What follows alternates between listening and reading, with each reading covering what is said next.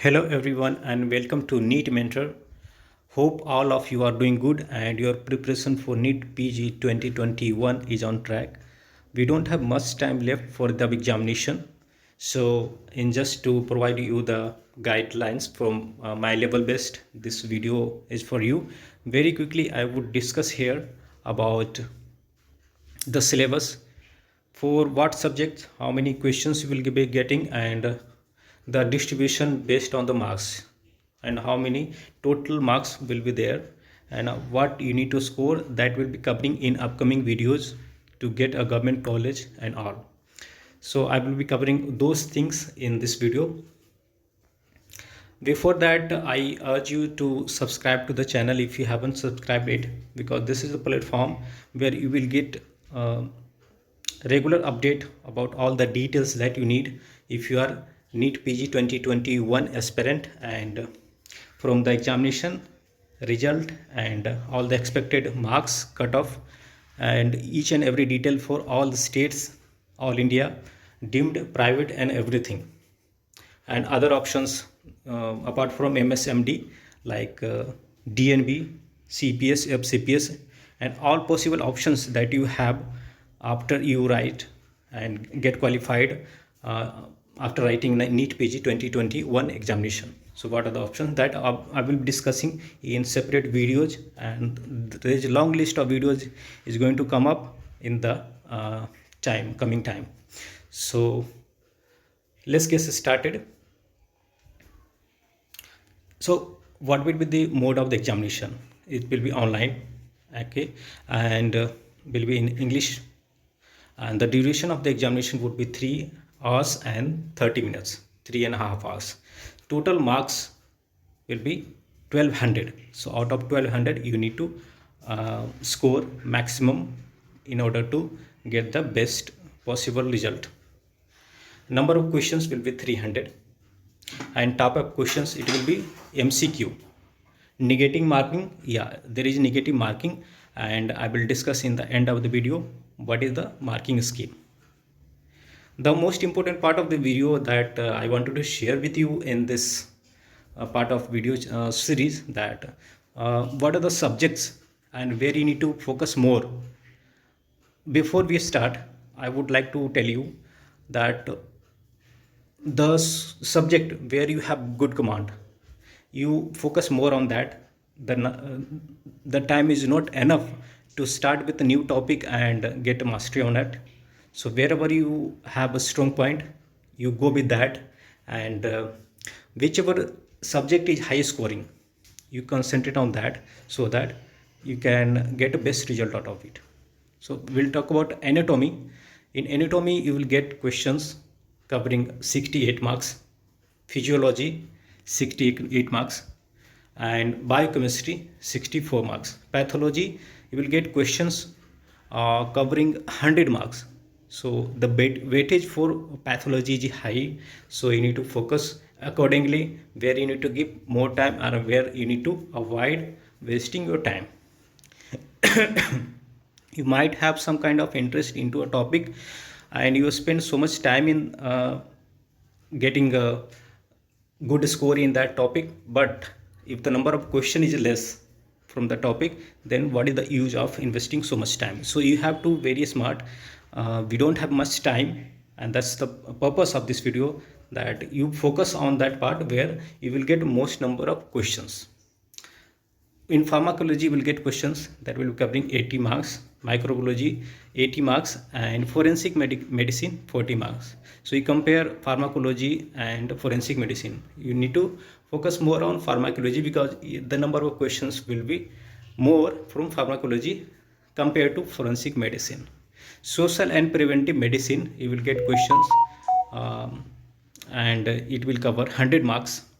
General medicine, when I say general medicine, it will have questions from dermatology and psychiatry, and it will be of 180. So you can see the scope here. You can score one good score from 180 if you have good command on it. General surgery, it will include the topics from orthopedics, anesthesia, and radio branches, which you can take after writing the examination. I will talk about all the branches and its cut off in separate video. But general surgery subject will also cover 180 marks.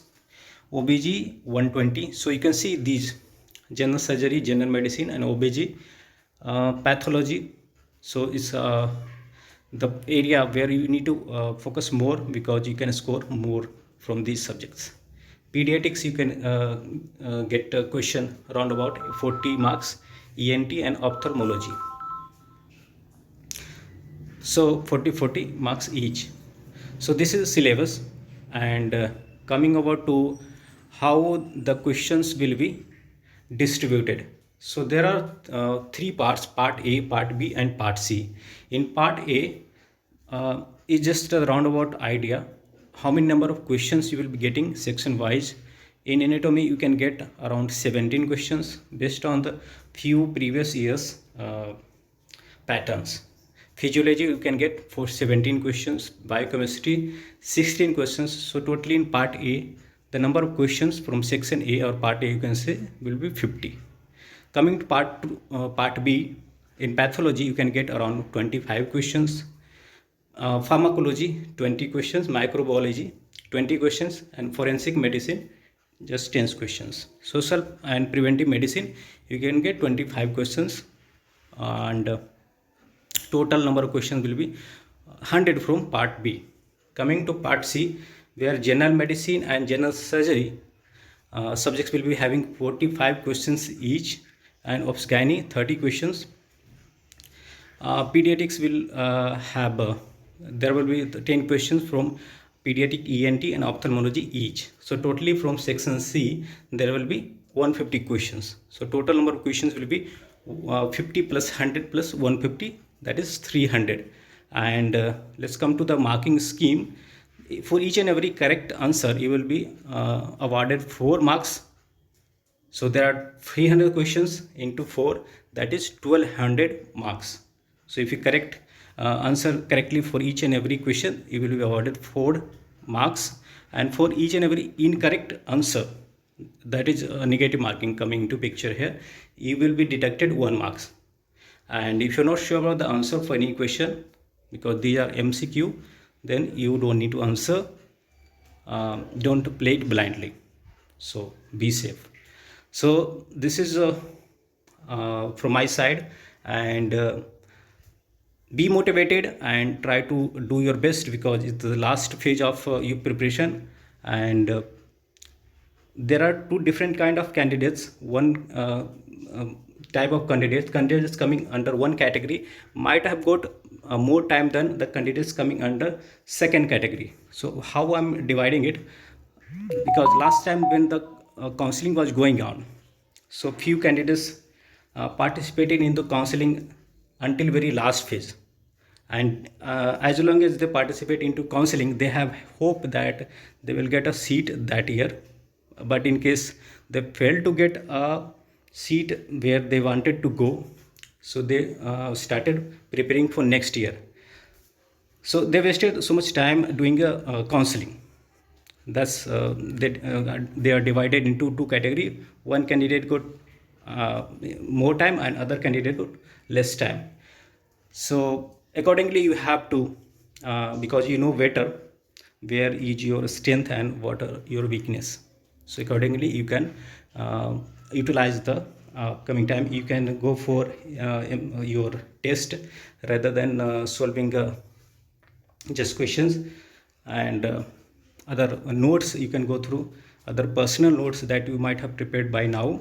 And revision plays a very important role. So that's it from my side in this video. So thanks for watching, and if you like the content, so hit the like button and support our channel, so that we keep posting you new videos with very useful content related to your counseling and examination, so you do your best by end. So thanks for watching and have a good day.